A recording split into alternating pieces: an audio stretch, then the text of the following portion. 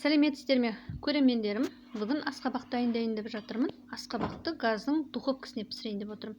Енді мына жерде мен асқабақты бірден кесіп, дәннен ажыратып, өліп, жуып дайындап қойдым. Бірден дайынын көрсетіп жатырмын сіздерге. Енді мына жерде пергаментный қағазды төсеп жібересіздер. Соның үстіне асқабақты әдемілеп орналастырып қоясыздар. Арасын сәл-сәл ашықтау қыласыздар. Енді бүгінгі осы пісіріп жатқан әдісім енді газдың духовкасына пісірейін деп тұрмын. Енді бұл асқабақты әртүрлі әдістермен пісіруге болады. Мантоваркаге, буға пісіруге болады, суға салып қайнатып пісіруге де болады, әсел пешке салып та пісіруге болады.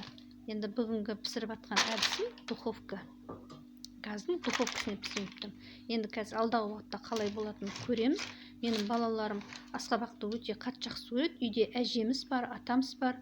Ол кісілерде асқабақты өте қатты жақсы көреді. Сондықтан аптасына бір рет осы асқабақты пісіріп, дайындап өзіміз жейміз. Және мынандай бетіне құмшекер сеуіп жатырмын.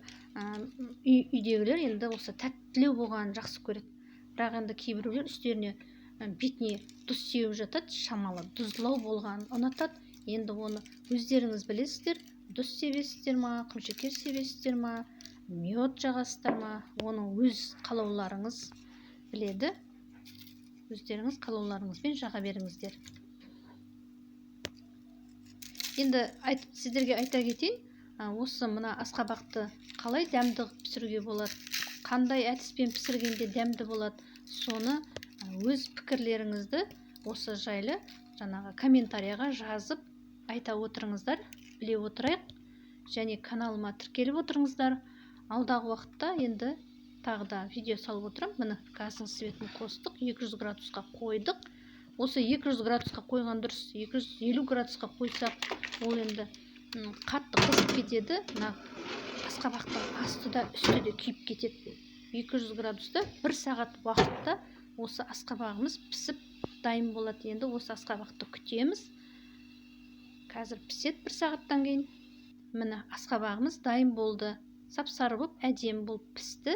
Енді осының бетіне тағы да мынандай таза медпен жер жаңғақты езіп араластырып қойдым. Бетіне тағы да аз-аздан жағып жіберем.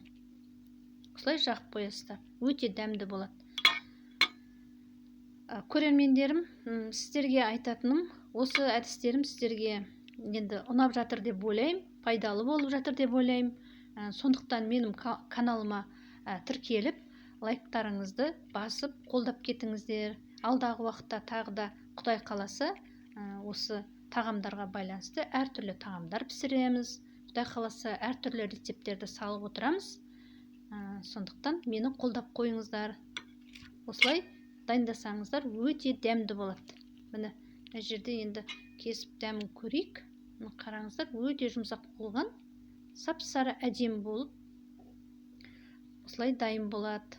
Духовкаға пісірген өте керемет деп ойлаймын. Көріскенше сау болыңыздар.